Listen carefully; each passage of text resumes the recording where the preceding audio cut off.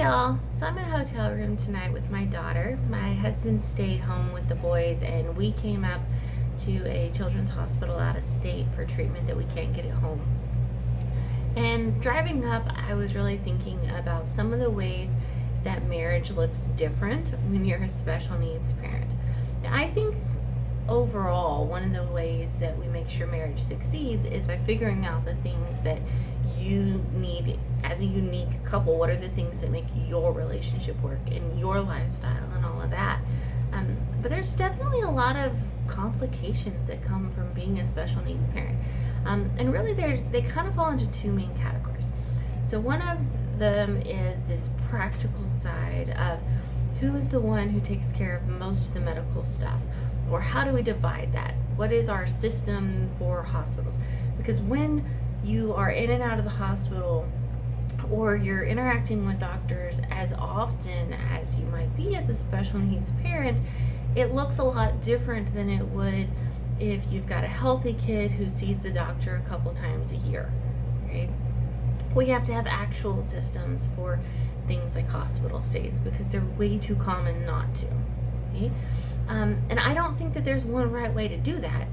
I think that you play around with it until you find the way that works for you as a couple, that works for both of you. And then whatever that looks like for y'all, that's the okay thing.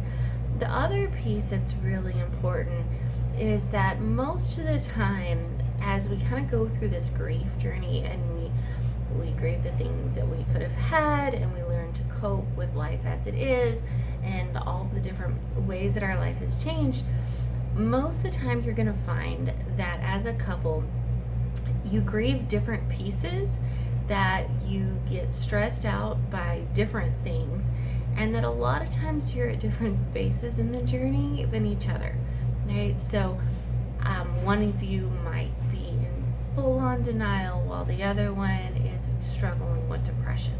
I remember when my daughter first got her diagnosis, I went into this major bargaining phase where I was like, you know what, I'm going to find all of the research and I'm going to cure this disease. If I can just find enough research, if I can just figure this stuff out, I'm going to cure this, everything's going to be okay. All right, that was where I kind of went to.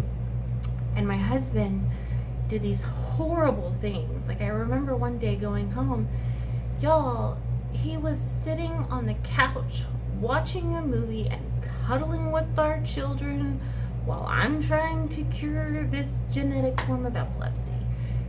And I remember like being so upset and being like, what are you doing? And he's like, well, we might not have a whole lot of time. I think we ought to spend the time that we do have, in connection and quality time and all of this. And I was just like, oh, right? It was just this like mind blowing, like we can't watch Tangled. We have to cure this, right?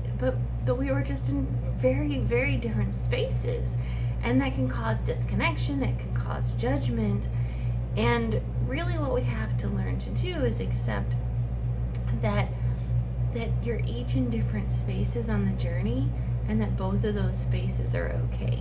And we really want to learn from each other too, right? That there was actually a lot to learn from him in that space. And when I started kind of being able to take that in from him, that helped both of us be in a healthier spot. But this journey is going to look different, right? Your marriage is going to look different than your friend's marriage. It's going to have to. If you try to make it look like you think marriage is supposed to look, you're going to either fail miserably as a spouse, or you're going to fail miserably as a special needs parent. It just won't work.